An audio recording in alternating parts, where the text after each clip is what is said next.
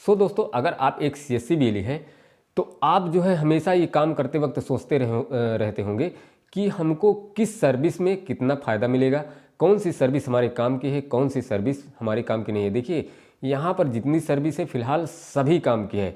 दिक्कत ये हो जाती है जो विलेज लेवल के बीएलई होते हैं उनको दिक्कतें हो जाती है। मान चलिए कि डिस्ट्रिक्ट मैनेजर द्वारा कह दिया गया कि आपको एनपीएस करना है, नेशनल पेंशन सिस्टम जो है उसके कार्ड बनाने हैं, तो प्रॉब्लम आपको हो जाती है। आप किसी भी व्यक्ति के पास जाते हैं, उनसे कहते हैं कि आपको जो है एनपीएस करवाना है। सबसे पहली बात तो एनपीएस को समझ नहीं पाते हैं, एनपीएस आखिर है क्या।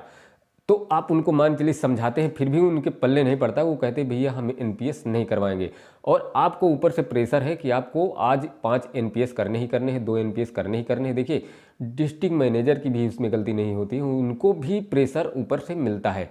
तो आपको जो है 1 2 मान चलिए 5 कहते हैं तो कम से कम 2 एनपीएस आपको करने ही होते हैं। अगर नहीं करते हैं तो आपके ऊपर भी दिक्कत हो जाती है। तो कभी कभी क्या होता है कि मान चलिए हम किसी का डॉक्यूमेंट ले लिए और हमारे जेब से वो पैसे लग जाते हैं और हमको एनपीएस करने ही पड़ते हैं। तो मैं आपको बता दूं कि इसमें जो भी कमाई वाली कुछ सर्विसें हैं उनको आप यूज करते रहिए। मान चलिए जैसे बिजली बिल आप भरते हैं, तो बिजली बिल जब भी भरते हैं तो आप छोटे कस्टमर ढूंढिए जिनका 100 रुपये, 200 रुपये, 500 रुपये, 300 रुपये ऐसे बिल जिनका जमा होता हो, हर महीने वाले कुछ कस्टमर बांधिए। देखिए, मान के चलिए आप 100 रुपये भी किसी का बिल जमा करते हैं तो वहाँ पर आपको 16 रुपये कमीशन इस समय उत्तर प्रदेश में सीएससी में मिलता है। 100 का जमा करेंगे, 300 का जमा करेंगे, 500 का जमा करेंगे, 1000 का जमा करेंगे, आपको 16 रुपये मिलने ही मिलने हैं। जब भी आप 2000 के ऊपर जाते हैं तो वहाँ पर आपको फिक्स कर दिया जाता है 1%। 100 रुपये में 1 रुपये, उसमें से भी 20 पैसे आपका टीडीएस कट जाता है, 80 पैसे 100 रुपये में मिलते हैं।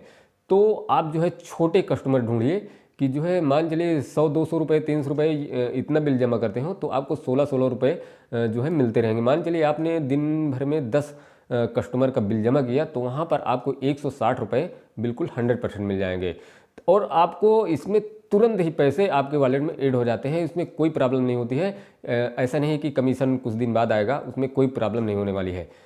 इसके बाद जो है पैन कार्ड की सर्विस, इसको भी आप चलाते रहिए, क्योंकि पैन कार्ड में इस समय 86 से 97 रुपये कुछ पैसे कटते हैं। मान चलिए आप 120 लेते हैं, 30 लेते हैं, 150 लेते हैं, फिर भी आपको लगभग 5 मिनट लगते हैं फार्म भरने में और डॉक्यूमेंट अपलोड करने में। तो ये भी तुरंत हो जाता है, यहाँ से भी आप अच्छे पैसे कमा सकते हैं। इसके बाद अगर आप रैप एग्ज़ाम निकाले हुए हैं तो वहाँ पर गाड़ी का बीमा भी आप बहुत आसानी से कर सकते हैं, यहाँ भी अच्छा कमीशन आपको मिल जाता है। मान चलिए कि अगर दिन में 1-2 बीमा कर लेते हैं तो वहाँ से भी आपको कुछ पैसे बच जाते हैं। इसके बाद सीएससी में बहुत ऐसी सर्विसें हैं जहाँ जिनको जो है करके आप अच्छी खासी कमाई कर सकते हैं। मान चलिए डीजी पे आप यूज करते हैं, डीजी पे जैसा कमीशन फिलहाल कोई भी एईपीएस नहीं देता है, वहाँ से भी आप अच्छे पैसे कमा सकते हैं। आपके पास कुछ कैश कलेक्शन होना चाहिए तो वहाँ से लोगों के कैश विड्रॉ करके वहाँ से पैसे अच्छे कमा सकते हैं।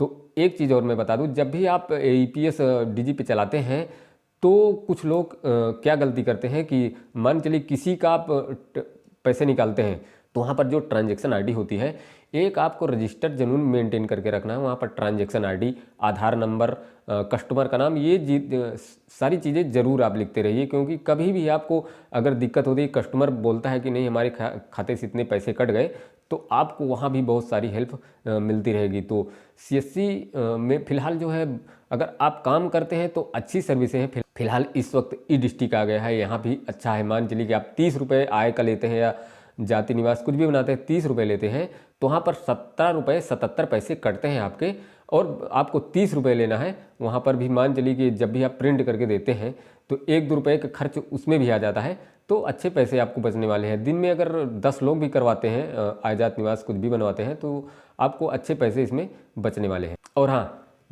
अगर आप सीएससी बीएलई हैं तो पीएमजी दिशा का प्रोजेक्ट जरूर से ज़रूर करें। पीएमजी दिशा में आप जो है अपना अप्रूवल ले करके वहाँ पर स्टूडेंट ऐड करके उनको कुछ ट्रेनिंग दे करके और उनकी परीक्षा जरूर करवाते रहिए, क्योंकि वहाँ से भी आपको अच्छे पैसे मिलने वाले हैं। क्योंकि सीएससी में फालतू के काम थोड़ा ज़्यादा हो जाते हैं, क्योंकि ऊपर से प्रेशर आता है कि आपको फला जगह कैंप लगाना है, ये करना है, वो करना है, तो दुनिया भर की जो है झंझट रहती है।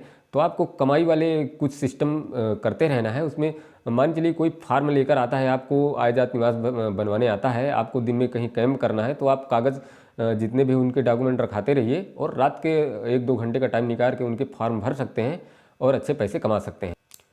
इसके बाद सीएससी की सबसे बेकार सर्विस मुझे एचडीएफसी की लगती है, क्योंकि होता क्या है, मान चलिए आप बिल लेबर पर किसी का अकाउंट ओपन करते हैं, तो जब भी देखिए जो बैंक की शाखा होती है वो ज़्यादातर सेमी अर्बन में होती है। किसी गांव में तो एचडीएफसी की शाखा होती नहीं है कि वो रूरल में आएगी और वहाँ पर 2500 रुपये उनका जो है फिक्स रहेगा, वहाँ पर 5000 रुपये करके। ये बहुत गलत करते हैं, क्योंकि गांव के लोग, बताइए गांव के लोग बैंकों में खाता खुलाते हैं, 500 रुपये तो जल्दी दे नहीं पाते हैं, फ्री में वो सोचते रहते हैं कि फ्री में हमारा खाता खुल जाए, 5000 कौन देगा, और प्रेशर बनाए रखते हैं ऊपर से कि जो है आपको खाते इतने खोलने हैं।